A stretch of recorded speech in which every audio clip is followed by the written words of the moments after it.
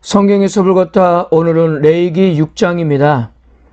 레위기 1장에서도 설명을 했듯이 레위기 6장과 7장에서 지금까지 설명해왔던 5대 제사에 대해서 다시 반복하고 있습니다. 그런데 이야기가 반복되는 데는 분명한 이유가 있기 때문이었습니다. 즉 1장 1절부터 6장 7절까지는 5대 제사에 대해서 일반 이스라엘 백성들에게 주신 제사 지침이었습니다. 어떻게 하나님께 제사할 것인지에 대한 제사 방법에 대한 설명이었어요. 그런데 6장 8절부터 7장 38절까지 다시 반복해서 설명하는 것은 그 대상이 일반 이스라엘 백성들이 아니라 제사장들이었기 때문입니다. 그들에게도 주신 제사 지침이었던 겁니다. 백성들이야 제물을 들고 와서 시키는 대로 안수하고 제물을 드리면 그만이지만 직접 제사를 집례하는 제사장들은 그렇지 않았습니다. 모든 사항을 숙지해야 실수가 없고 그래서 돌반 사항에서도 잘 대처해야 했기 때문입니다. 특별히 거룩한 몫을 잘못 나누면 하나님의 것을 사람이 가져가는 큰 잘못을 저지를 수도 있기 때문이었어요. 그러므로 제사장들은 백성들에게 올바른 제사를 드릴 수 있도록 돕고 가르쳐야 했고 그래서 제사장에게도 별도 설명과 지침이 필요했던 것입니다. 그리고 무엇보다도 제사를 통해서 제사장에게 돌아가는 것에 관해 상세한 규정을 두어 그것을 공개하고 알림으로써 불필요한 오해의 소지를 없애보려는 모습도 담겨 있는 겁니다. 이렇게 할 때 서로 신뢰하고 자발적으로 함께 하나님께 제사를 드리는 모습을 형성할 수 있기 때문이었습니다. 물론 7장에 가면 23절과 29절에 이스라엘 자손에게 말하여 이르라는 말이 나옵니다. 제사장들에게 말씀하다가 이스라엘 자손에게 말하여 이르라고 말씀하신 이유는 그 제사가 화목제였기 때문이었습니다. 화목제의 제물 처리가 제사장에게만 뿐만 아니라 이스라엘 백성들에게도 몫이 돌아가는 것이기 때문이었습니다. 그리고 6장과 7장이 제사장들에게 주신 지침이라는 것이 본문에서도 잘 나타나고 있습니다. 첫째, 6장 8절에서 7장 38절까지 규례라는 용어가 5번이나 언급되어 있습니다. 6장 9절, 6장 14절, 6장 24절, 7장 1절, 7장 11절입니다. 구약에서 규례는 제사장의 전문 지식으로 사용되었습니다.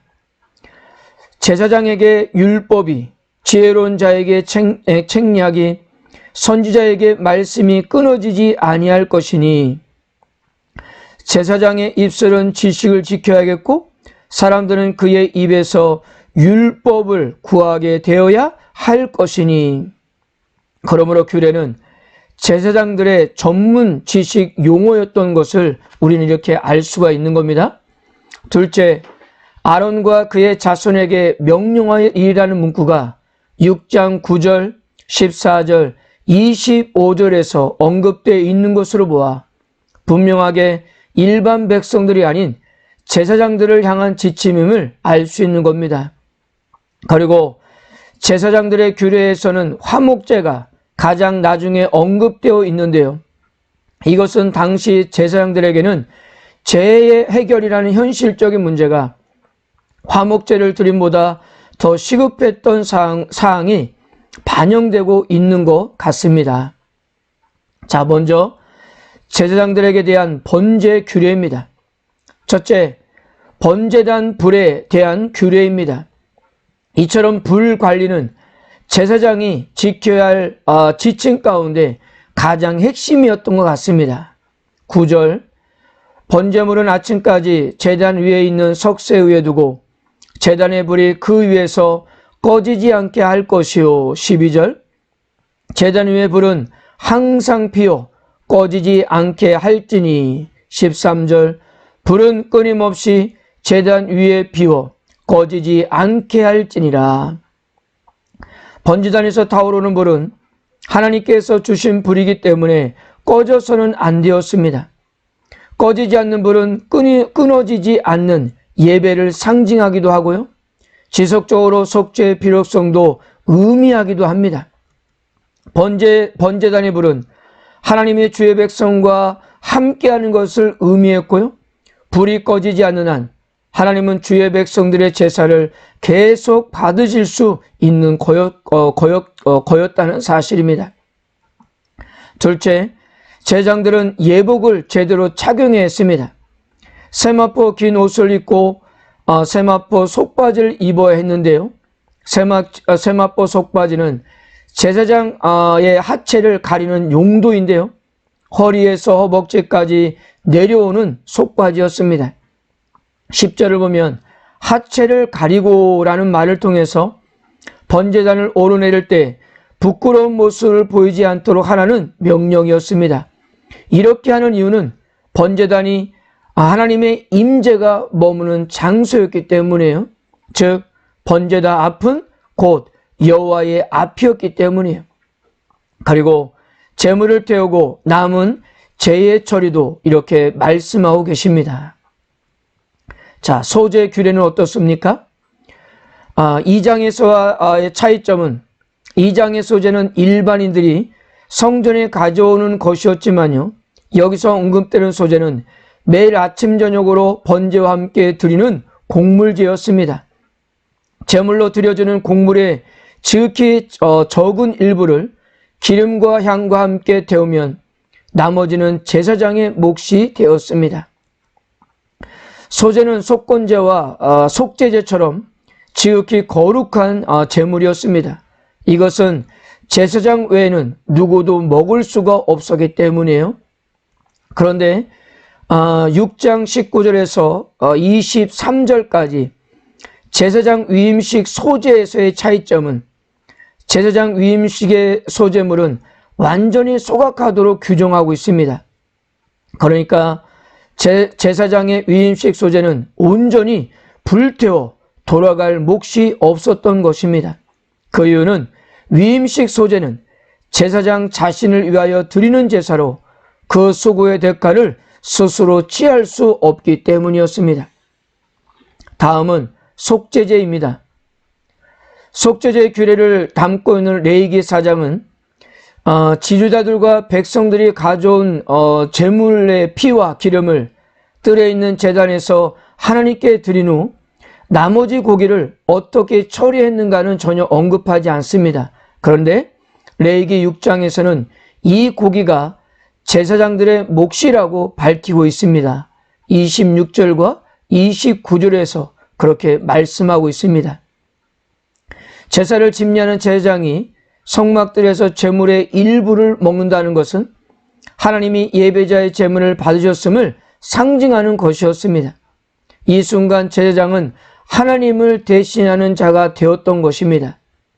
그러나 30절에 보면 피를 가지고 회막에 들어가 성소에서 속죄하게 한 속죄제 제물의 고기는 먹지 못할지니라고 말씀하였습니다. 이 의미는 레위기 4장에서도 말씀드린 것 같이 제사장 자신을 위한 속죄제거나 온 회중을 위한 속죄일 경우는 제사장의 몫으로 돌아가는 것이 없이 모두 짐 밖에서 태워버려 했던 것입니다. 그래서 제사장에게 돌아갈 몫이 없었던 겁니다. 사랑하는 성도 여러분, 하나님께 드리는 제사라고 해서 아무 때나 마음대로 드리는 것이 아니었습니다. 적절한 시간에 일정한 절차와 질서에 따라 드려야 했던 겁니다.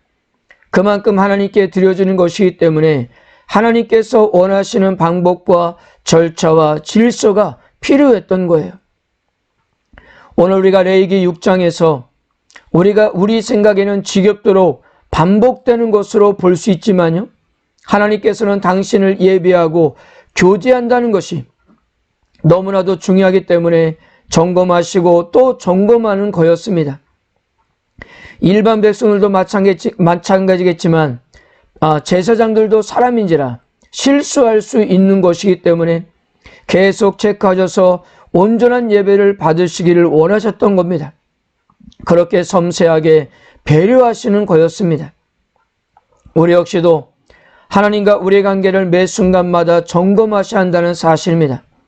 내가 제대로 하나님을 섬기고 있는지, 말씀의 기준을 따라 살고 있는지, 혹시 나도 모르게 말씀에 위배된 삶을 살고 있는지 아는지를 우리는 그렇게 생각해 볼 필요가 있는 겁니다. 그러므로 우리들은 매일 아침 하루를 시작하면서 오늘은 좀 더 경건하게 살게 도와달라는 간절한 기도와 함께 그렇게 살려고 노력해야 할 것입니다. 그런 우리들의 모습을 하나님께서 기뻐하시지 않을까요? 오늘도 내 삶을 다시 한번 뒤로 돌아보시고 말씀의 기준을 따라서 하나님 앞에서 살아가는 하루가 되시기를 주님의 이름으로 축복합니다.